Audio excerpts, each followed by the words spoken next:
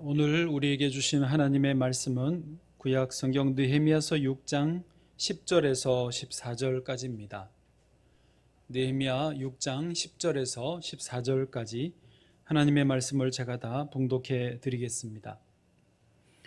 이후에 무헤다벨의 손자 들라야의 아들 스마야가 두문분출하기로 내가 그 집에 가니 그가 이르기를 그들이 너를 죽이러 올 터이니 우리가 하나님의 전으로 가서 외소 안에 머물고 그 문을 닫자.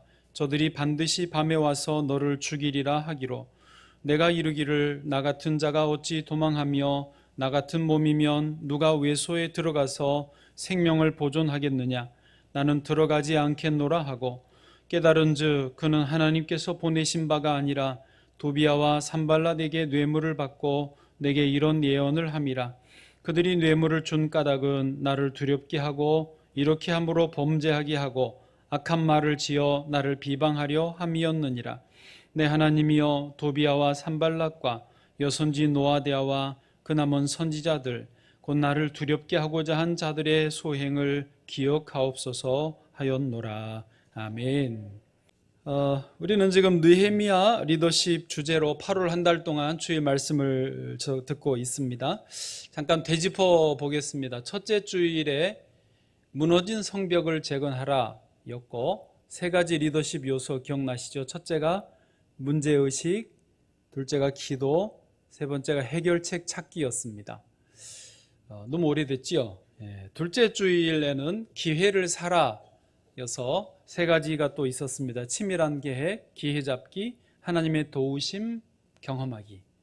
그리고 이제 바로 지난 주일은 생각나실 거예요. 파수꾼을 세우고 제목이었고, 세 가지 리더십 요소가 모두가 참여하기. 그 성벽 쌓는 데다 참여했잖아요. 회방꾼은 항상 있다. 제 손동 물었던 모기. 그다음에 마지막 세 번째 파수꾼 세우기가 세 번째였습니다. 이제 오늘은 네 번째 주일로 하나님 두려워하기 제목으로 느헤미야 리더십에 관한 말씀을 오늘도 세 가지를 추가하고자 합니다. 그러면 총 오늘까지 12가지가 되고 다음 주일까지 마치면 15가지로 정리가 될 것 같습니다. 자, 지금 상황이 어떠냐면요. 느헤미야와 유다 백성들이 예루살렘 성벽 공사를 한창 하고 있는데 최소한 절반 이상이 진행됐습니다. 그래서 공사가 막바지이고 조금만 더 열심을 내자, 그렇게 다 힘을 모으고 있을 때입니다. 그런데 얼마나 집중해서 공사에 매달렸는지 총 52일이라는 짧은 기간에 성벽 재건은 완공을 이루는데, 이제 이게 막바지, 이제 52일 고고 막바지이다 보니까 대적하는 자들도 더 이 약이 오른 거예요. 그래서 지금 못 막으면 안 된다.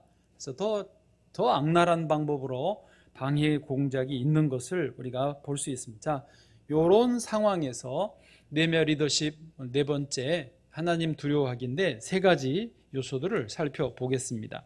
첫 번째가 뭐냐면 솔선수범입니다. 따라해 보실까요? 솔선수범. 솔선수범은 한마디로 말해서 앞장서서 모범을 보이는 것. 그 말은 다 아시죠? 느헤미야서 오늘 본문을 6장으로 정했는데 바로 앞에 한 장 앞으로 가면 느헤미야 5장에는 5장 전체에 유다 백성들의 어떤 그 원망과 불평이 터져 나오는 것을 볼 수 있습니다. 뭐냐면 성벽 공사가 한창 진행되는데 백성들 사이에 우리가 먹을 게 없다, 이런 양식 문제로 불만이 터져 나온 거예요. 가난한 사람들이 당장 먹을 양식이 없으니까 양식을 얻기 위해서 조상대대로 내려오던 토지, 땅을 팔아야 됐던 거죠. 그것도 모자라서 자기 자식들을 남의 집에 종으로 팔아야 양식을 얻어 먹을 수 있는 지경이 됐습니다. 그런 와중에 귀족들과 민장들은 고리대금업을 하면서 또 높은 이자를 받아 챙기고 가난한 사람들의 땅도 헐값에 사들이는 거예요. 그리고 또 같은 동족 유대인의 자녀들을 자기 집의 종으로 삼는 것입니다. 그때나 지금이나 빈익빈 부익부가 만연했어요. 빈부격차가 심하니까 그 없는 분들이 더 원망이 터지는 거예요. 오늘 본문 앞에 느헤미야 5장 5절입니다. 제가 읽어드려 볼게요. 뭐라고 불평하냐면 우리 육체도 우리 형제의 육체와 같고 우리 자녀도 그들의 자녀와 같거늘 이제 우리 자녀를 종으로 파는도다. 우리 딸 중에 벌써 종된 자가 있고 우리의 밭과 포도원이 이미 남의 것이 되었으나 우리에게는 아무런 힘이 없도다 하더라. 아멘. 땅을 팔아먹고 자식이 지금 종으로 팔려갔는데 그 맨 마지막에 우리에게는 아무런 힘이 없도다, 이 말은 돈을 모아서 다시 자식을 사와야 되는데 그럴 역량이 안 되는 거예요. 당장 먹을 것도 없는데 어떻게 땅을 다시 삽니까? 자녀를 다시 데려옵니까? 사실 성벽 재건 공사가 아까 총 52일간이라는 짧은 공사 기간이기 때문에 요때 이런 문제가 터진 것은 아닙니다. 그러니까 이런 빈부격차의 문제, 사회 경제 부조리한 구조의 문제는 오래전부터 되어 왔었는데 공사가 한창 진행되는 요때에 백성들이 입에서 이제 불만이 본물 터지듯이 터져 나온 것입니다. 어쨌든 이 일 때문에 느헤미야는 몹시 화가 났습니다. 그래서 귀족들과 민장들을 불러다가 심하게 꾸짖었어요. 느헤미야 5장 7절입니다. 깊이 생각하고 귀족들과 민장들을 꾸짖어 그들에게 이르기를 너희가 각기 형제에게 높은 이자를 취하는도다 하고 대회를 열고 그들을 쳐서, 지금 이거 보통 일이 아니에요. 느헤미야가 귀족과 민장들을 불러다가 심하게 꾸짖었어요. 그것도 대회를 열었어요. 공개적으로 비난을 한 거예요. 그리고 그들을 이제 이자를 받지 말라, 어려운 사람들을 힘들게 하지 마라 라고 하니까 다행히 그 귀족들과 민장들이 그 말을 따라줬습니다. 더 이상 높은 이자를 받지 않기로 하고 받은 이자 일부라도 돌려주겠다고 맹세를 했습니다. 자, 여러분, 이거 대단한 일이지 않습니까? 여러분, 총독이 불러서 꾸짖는 것도 이게 쉬운 일이 아니고요. 또 꾸짖는다고 해서 그 말을 그대로 따라주는 것도 이게 보통 일이 아닙니다. 그게 무슨 신앙이나 어떤 제도의 문제가 아니라 돈에 관한 문제거든요. 개인 사유재산에 관한 문제인데 내 거 가지고 내가 하는데 그걸 뭐라고 그러는 게 쉽지 않고 또 그 말에 따르는 것도요, 이게 보통 어려운 일이 아닙니다. 여러분, 안 그러시겠어요? 제가 여러분 불러다가 막 꾸짖으면 좋으시겠어요? 돈 문제인데 왜 그렇게 하느냐고 막 그러면 죄송합니다, 안 하겠습니다, 이렇게 하시겠어요? 하실 분도 있겠네요. 쉽지는 않지요. 어쨌든 느헤미야가 도대체 어떻게 그렇게 귀족과 민장들을 꾸짖을 수 있었을까? 또 그들은 어떻게 느헤미야의 말에 곧바로 순종하게 되었을까 하는 궁금함이 생깁니다.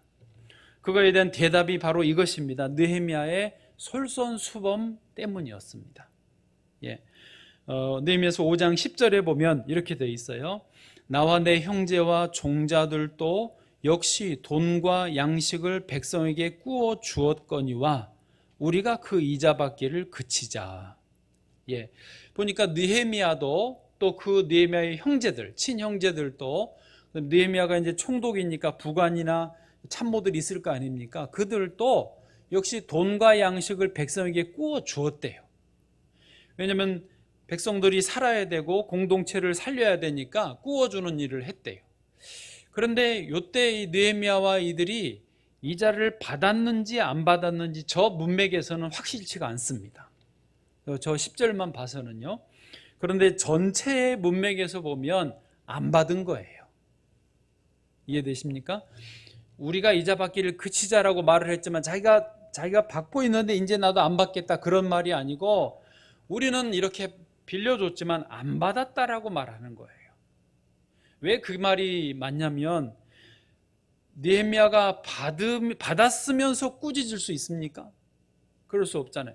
안 받았고 고리대금하지 않았고 그리고 이렇게 당신들도 받지 말자라고 할 때에 말을 받아들일 수 있게 되는 것이죠.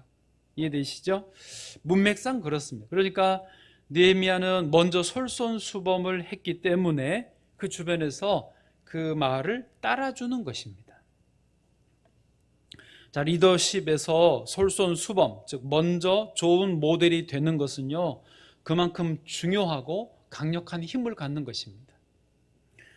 우리 한국 전쟁에서 가장 많은 전사자들은 어느 계급에서 나왔겠습니까? 사병이겠습니까? 장교겠습니까? 예, 당연히 사병이죠. 그런데 비율로 따지면, 그러니까 숫자로는 사병이 더 많이 죽을 수밖에 없는데 비율로 따지면 사병이 더 많이 죽었겠습니까? 장교가 더 많이 죽었겠습니까? 장교가 더 많이 죽었습니다. 사병은 전체에서 20%가 죽었고요. 장교는 전체에서 50%가 죽었어요. 왜 그러느냐면 특히 이제 현장의 리더들이었던 소대장들이 솔선수범해서 자기 목숨을 걸고 앞장서 나갔기 때문에 그렇습니다. 예를 들면 소대원들에게 권총 들고 돌격 앞으로! 그리고 자기는 뒤에 서 있어. 그러면 가겠습니까? 자기도 안 가면서 나 우리한테 가라고 죽으라고 그런다고 안 가죠. 그럼 막 권총으로 위협하고 가 이 XX야 이러면서 막 보내. 그거 뭐 안 되는 거죠. 그런데 우리나라 소대장님들은 나를 따르라 그리고 앞장서 간 거예요. 예. 그러니까 먼저 막 뛰어나가는데 소대장이 뛰어가는데 뒤에 있을 수 있어요? 막 같이 뛰어가는 거죠. 그래서 이 장교들이 50%가 죽은 거죠. 여러분, 사실 리더의 자리에 있는 분이라면 이렇게 항상 솔선수범해야 되는 줄로 믿습니다. 아멘. 그런데 저 자신도 어떨 때는 성도님들보다 더 못할 때가 많습니다. 구역장님들, 교회학교 선생님들도 아마 비슷한 경험을 하실 거예요. 참 먼저 모범을 보여야 되는데 잘 그러지 못하는 경우가 있습니다. 그런데요, 양을 치는 목동이 양들 앞에서 가야 되지만 항상 양들 앞에 있을 수는 없거든요. 목동이 어떨 때는 뒤에서 몰아가고 옆에서 지키고 이렇게 항상 앞에 갈 수는 없어요. 그래서 저 솔선수범이라는 의미에는 항상 먼저 본을 보인다. 문자적으로는 그렇지만 더 깊은 의미는 이게 있습니다. 그게 뭐냐면 솔선수범하는 리더는 자기가 돌보는 양들에게, 자기가 책임져야 되는 어떤 그 구역 식구들에게 그 책임을 지는 모습을 보이는 거예요. 그러니까 예를 들면 양을 칠 때 사자가 온다. 뒤에 있어요. 그런데 사자가 앞에 있는 양들을 공격하면 앞으로 그때 뛰어나가서 자기 몸을 던져서 사자와 싸우는 것, 그게 솔선수범의 의미에 들어가 있다는 것이죠. 또 어떤 문제가 생겼을 때 부하 직원에게 책임을 떠넘기는 게 아니라 그거는 그 사람 잘못이 없습니다. 내 책임입니다. 라고 책임을 자기가 지려고 하는 것, 그게 리더의 솔선수범의 또 중요한 모습이라는 것입니다. 저 리더는 우리를 사지로 몰아넣고 자기만 살려고 하는 것이 아니구나. 위험할 때 우리를 보호하는구나. 문제가 생기면 자기가 책임을 지려고 하는구나. 그러면 그 리더를 솔선수범하는 리더로 인정하고 따르게 된다는 것이죠. 최고의 솔선수범 모델은 누구보다도 우리 주 예수 그리스도이신 줄로 믿습니다. 예수님은 이 땅에 지니신 동안 수많은 삶의 모습으로 우리에게 모델이 되어주셨어요. 솔선수범하셨어요. 기도하시는 모습, 병자, 또 어려운 사람들을 돌보시고 치료해 주시는 모습, 자기 관리하시는 모습, 찾아오는 사람들을 환대하시고 배고픈 사람들을 먹이시고 제자들에게 끝까지 인내해 주시는 스승의 모습, 다 솔선수범하셨습니다. 그런데 가장 결정적인 예수님의 솔선수범은 뭐냐? 바로 저와 여러분의 허물과 잘못, 죄를 너희들이 책임져! 라고 하지 않으시고 모든 우리의 죄를 예수님이 담당하셔서 십자가에 달려 돌아가신 것. 주여, 저들의 죄를 용서하소서. 아버지여, 저들이 뭘 하는지 모릅니다 하시면서 예수님이 모든 잘못과 죄를 담당하시고 십자가에 돌아가신 것, 그게 최고의 솔선수범의 의미인 줄로 믿습니다. 두 번째로 오늘 리더십 요소에서 배우기 원하는 것은 분별력입니다. 따라해 보실까요? 분별력. 분별력. 여러분 집에서도 따라하고 계시죠? 예, 분별력입니다. 첫 번째가 솔선수범, 두 번째 분별력인데, 이제 산발락과 도비아도 마음이 급해졌습니다.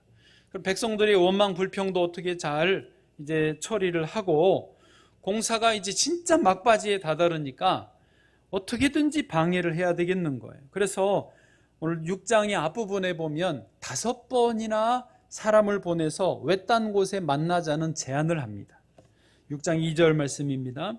산발락과 게셈이 내게 사람을 보내어 이르기를 오라 우리가 오노평지 한 촌에서 서로 만나자 하니 실상은 나를 해하고자 함이더라. 아멘. 느헤미야가요, 한 번 불러 안 오, 두 번 불러 안 오, 그러니까 마지막 5번째는 사람을 보내면서 아예 봉인되지 않은 편지를 써서 보냅니다. 일부러 봉인을 안 시켜서 그 내용이 소위 유출되게 하는 거예요. 그 내용은 뭐냐? 느헤미야가 예루살렘 성벽을 재건하면 왕을 배반하고 자기가 예루살렘 왕이 되려고 한다라는 그런 모함이죠. 그리고 이제 그게 만약에 그 수상궁에 있는 아닥사스다 왕에게 들리면 느헤미야는 반역죄로 처형을 당하게 되잖아요. 그런 내용이 이 편지에 있는 거예요. 그거를 일부러 붙이지 않고 봉인 안 하고 누구나 볼 수 있게 이렇게 손에 들려서 보내는 것입니다. 그런데도 느헤미야가 꿈쩍을 안 했어요. 그러자 이번에 이제 오늘 본문인데, 이번에는 스마야라고 하는 그런 사람을 통해서 일종의 거짓 예언을 하게 합니다. 자, 오늘 본문 10절인데요. 같이 읽겠습니다. 절반만 먼저 읽으시죠. 시작. 이후에 무헤다벨의 손자 들라야의 아들 스마야가 드문불출하기로 내가 그 집에 가니. 여기까지요. 자, 이 무헤다벨의 손자 들라야의 아들 스마야가 누구인지는 정확하게 나와 있지 않습니다. 그러나 다만 내용상 이 사람이 제사장 가문 출신이고, 왜냐하면 성소를 마음껏 출입하는 거 보니까요. 또 하나는 느헤미야가 지금 바쁜데도 두문불출한 걸 보고 찾아왔잖아요. 그러면 느헤미야와 상당히 막역한 사이라는 거예요. 예, 아주 절친이든지 뭐 친지이든지 하여튼 가까운 사람이에요. 그래서 두문불출하기로 지금 내가 그 집에 갔더니 그 다음에요. 시작. 그가 이르기를 그들이 너를 죽이러 올 터이니 우리가 하나님의 전으로 가서 외소 안에 머물고 그 문을 닫자. 저들이 반드시 밤에 와서 너를 죽이리라 하기로. 아멘. 자, 이 스마야는 또 일종의 예언을 하는 예언가였는데요. 느헤미야에게 그 예언을 합니다. 너를 사람들이 죽일 거다. 그게 계시가 왔다. 뭐 이런 식이죠. 너를 죽일 거다. 그러니 하나님 전에 가서 외소 성전 안에 한 공간인데요. 거기에 나하고 같이 숨어 있자라고 제안을 하는 것입니다. 여기에 대해서 느헤미야는요, 단박에 거절합니다. 그 다음 11절입니다. 제가 읽어드릴게요. 내가 이르기를 나 같은 자가 어찌 도망하며 나 같은 몸이면 누가 외소에 들어가서 생명을 보존하겠느냐. 나는 들어가지 않겠노라 하고. 아멘. 거기 앞에 나 같은 자, 그 다음에 또 그 중간에 나 같은 몸 2번 나오지 않습니까? 앞에 나 같은 자라는 말의 뜻은 뭐냐면, 나는 총독의 신분인데 내가 도망하면 어떻게 되겠느냐. 나 같은 자, 총독의 신분이 도망할 수 없다. 또 내가 도망하면 나를 따르는 백성들이 어떻게 되겠느냐. 난 도망하지 않겠다라는 것이고요. 또 뒤에 나 같은 몸이면 그 말은 나는 제사장 신분이 아니기 때문에 나 같은 몸이 외소, 성소에 들어가서는 생명을 보존할 수 없다. 나는 제사장이 아니다. 그 말입니다. 그러니 나는 들어가지 않겠노라라고 단호하게 거절합니다. 그런데 알고 보니까 이것은 느헤미야를 살해하려고 했던 계략이고 함정이었어요. 진짜 계략이었어요. 뭐냐면 아까 그 스마야, 제사장 출신이고 예언을 하고 느헤미야와 막역한 관계였던 이 스마야를 도비야, 산발랏 이 사람들이 뇌물을 주고 그 매수를 한 거예요. 거짓 예언을 하게 한 거예요. 대단하죠? 그런데 놀라운 것은 느헤미야가 그것을 분별해내는 거예요. 나는 가지 않겠노라. 자, 또 우리가 궁금합니다. 도대체 느헤미야는 어떻게 자기 절친인데 그 스마야의 예언을 분별할 수 있었을까? 그 분별력은 도대체 어디서 나왔을까 하는 것입니다. 그 분별력이 부럽기까지 합니다.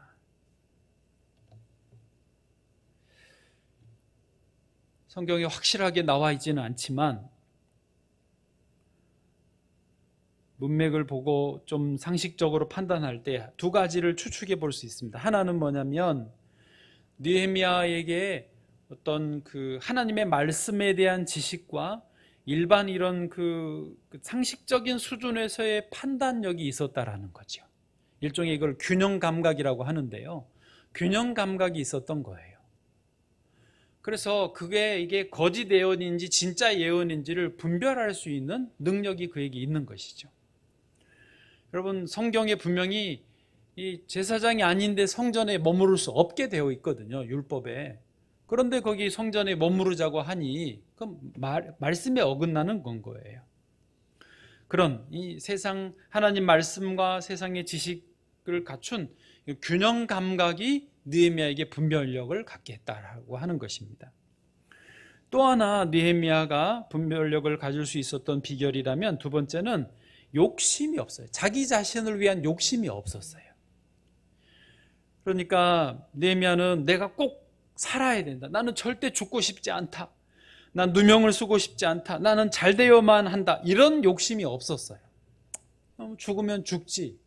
내가 억울하게 누명을 써도 할 수 없지. 나는 잘못된 길로 가지 않겠다라고 하는 그런 자기를 위한 욕심이 없었다라는 것이죠. 여러분, 우리가 이 세상을 살면서 욕심, 어떤 것에 집착할 때 분별력을 잃기가 쉽습니다. 운전을 할 때도 급하게 하면 사고 나는 거 아시죠? 저희가 이제 지금 저희 막내 종서가 중국에 있지만 한국에 있을 때 운전면허 따가지고 운전을 한다는 거예요.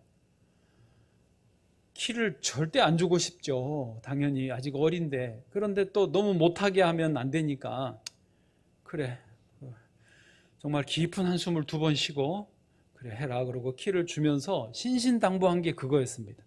절대 욕심내지 마라. 빨리 갈 욕심, 저 차를 추월할 욕심, 급하게 어디에 도착할 욕심, 그런 것 욕심만 내지 말고 정해진 대로 찬찬히 가라. 그러면 죽지는 않을 거다. 그랬더니 안 죽고 잘 운전을 했습니다. 지방도 다녀오고 그랬더라고요. 여러분, 그렇습니다. 우리가 중요한 선택을 할 때 여유를 갖지 않으면 오판할 가능성이 많습니다. 술에 취한 상태로는 자기 생각도 잘 못 가누고 몸도 잘 못 가누지 않습니까? 수많은 사람들이 인생의 중요한 고비 때마다 착오를 범합니다. 고통 중에 그 잘못된 선택 때문에 그 대가를 지불하고 살아가는 경우가 참 많습니다. 그래서 바울이 권면합니다. 로마서 12장 2절 같이 읽어보실까요? 너희는 이 세대를 본받지 말고 오직 마음을 새롭게 함으로 변화를 받아 하나님의 선하시고 기뻐하시고 온전하신 뜻이 무엇인지 분별하도록 하라. 아멘. 그렇습니다. 우리 마음을 새롭게 해서 늘 하나님의 뜻이 무엇인가 그걸 분별하려고 애를 써야 되는 것이죠. 그때 주님이 분별력을 주실 줄로 믿습니다. 그렇습니다. 우리가 신앙생활을 하면 항상 여러분 기쁜 일만 있으면 얼마나 좋겠습니까마는 슬픈 일도 많이 있습니다. 우리가 잘하면 참 좋겠지만 분별을 잘 못해서 함정에 빠지고 실수할 때도 있습니다. 그러나 그래도 예수님이 아니었다면 지나온 나의 삶이 잘못되었다라는 것조차도 모르고 계속 살아갈 수 있었을 텐데 그것을 깨닫게 된 것입니다. 그리고 예수님이 아니었다면 내가 어떤 사람인지 끝까지 모르고 내가 죄인인 줄 모르고 내 잘난 줄 알고 계속 살았을 텐데 이제 그게 분별이 되어서 얼마나 감사한지 모릅니다. 예수님이 아니었다면 내가 이제 앞으로 무엇을 위해 살아야 될지도 몰랐을 텐데 이제 올바른 길을 그래도 알고 살아갈 수 있게 되어서 감사한 것입니다. 또 예수님이 아니었다면 나는 틀림없이 지금보다 훨씬 더 타락한 삶을 살았을 텐데 더 이상한 길에 있을 텐데 그래도 요만큼이라도 되어 있어서 감사하다라고 하는 것입니다. 그렇습니다. 예수님 때문에 지금 이만큼이라도 분별력이 있는 것입니다. 주님께 감사합니다. 우리 시간 찬송가 한 장 310장 1절 2절만 좀 부르시고 나머지 세 번째 듣도록 하겠습니다.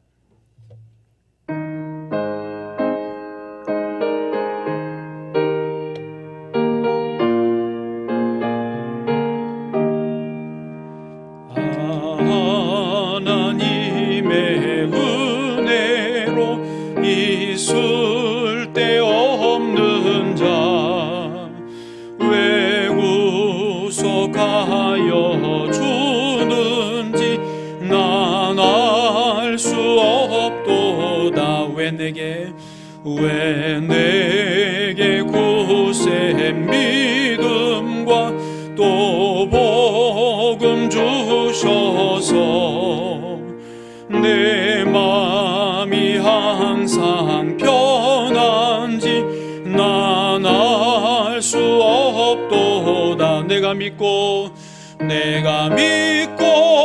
또 의지하무 내 모든 형편하시는 주님 늘 보호해 주실 것을 나는 확실히 아네. 내가 믿고 또 의지하무 내 모든 형편하시는 주님 늘 보호해 주실 것을 나는 확실히 아네.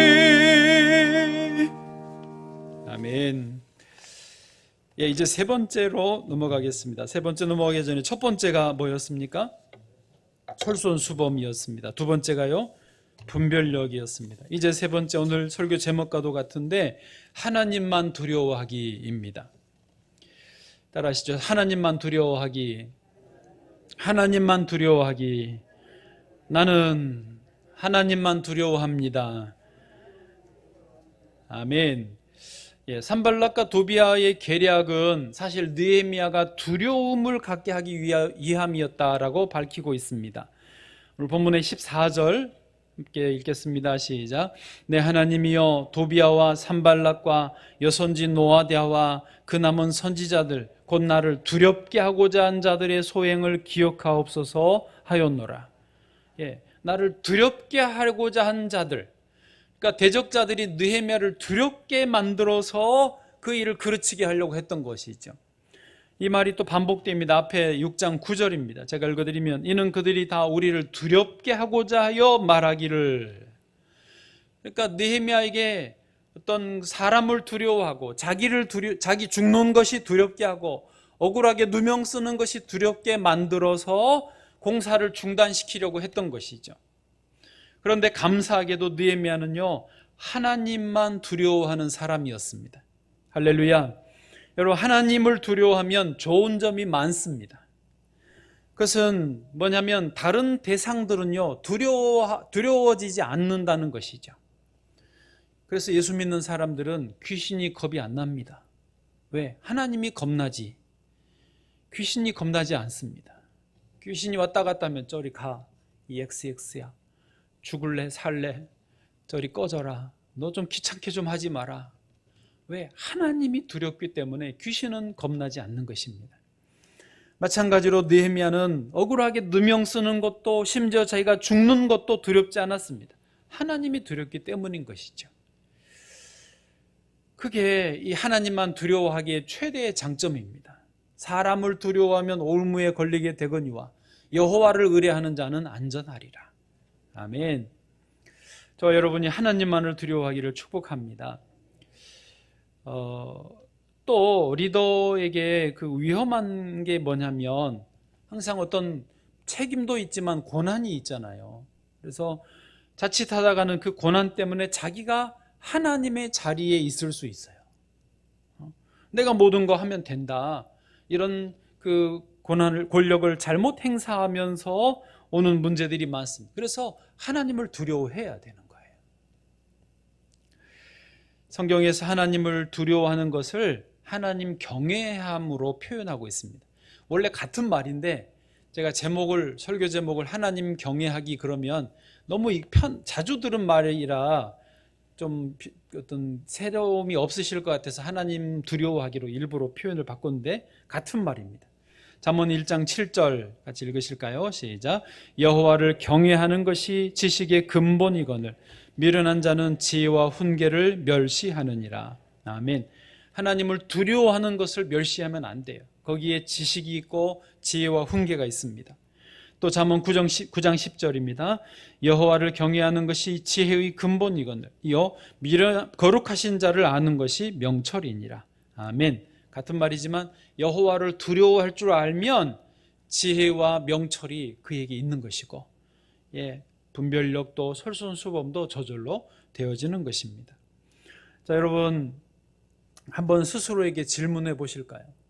대답은 안 하셔도 되고 속으로 대답해 보십시오. 나는 지금 뭐가 제일 두려운가? 또 나는 하나님이 제일 두려운가? 나는 하나님만 두려워하고 있는가? 저와 여러분이 하나님을 제일 두려워하기를 축복합니다. 자, 그러면 한 걸음 더 나가서 하나님만 두려워하는 사람이라면 그 어떤 증거가 뭐냐 하는 것입니다. 또 하나님만 두려워하기 위해서 우리가 뭐에 힘써야 되는가? 이거 같은 말인데요. 하나님만 두려워하는 사람에게 나타나는 증거는 하나님에게 계속 기도를 이어갑니다. 또 거꾸로 하나님께 계속 기도를 이어가는 사람은 하나님만 두려워하는 것이 유지가 되는 것입니다. 오늘 본문에 보니까요, 아까 읽었던 9절과 14절에서 느헤미야가 그 두려움의 문제를 해결하면서 하나님께 기도하고 있는 장면이 반복해 나옵니다.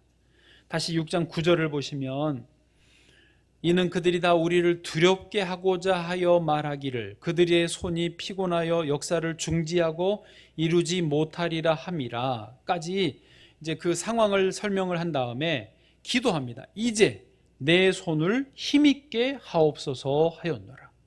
이 짧은 문장이지만요, 하나님께 지금 기도하고 있는 거예요, 느헤미야가. 또 14절에도 보면요, 내 하나님이여 도비아와 산발락과 여섯 노아가 남은 선지자도 곧 나를 두렵게 하고자 한 자들의 소행을 어떻게 해요? 기억하옵소서 하였노라. 내 하나님이여 그들의 소행을 기억하옵소서라고 기도하면서 자기가 제일 경외하고 제일 두려워하는 하나님께 기도하기를 계속하고 있어요. 그것이 곧 나는 하나님이 제일 두렵다. 나는 이 세상 사람들이 주려고 하는 그 두려움은 두렵지 않다. 귀신도 겁나지 않고 내가 죽는 것도 억울하게 누명 쓰는 것도 나는 겁나지 않다. 지금 그 표현을 하는 것이죠. 그런 의미에서 저와 여러분의 기도가 끊이지 않아야 되겠습니다. 기도를 더 힘있게 할수록 하나님 경외하기, 하나님만 두려워하는 것이 온전하게 자리가 잡히고 하나님께 쓰시는 귀한 리더들이 될 줄로 믿습니다.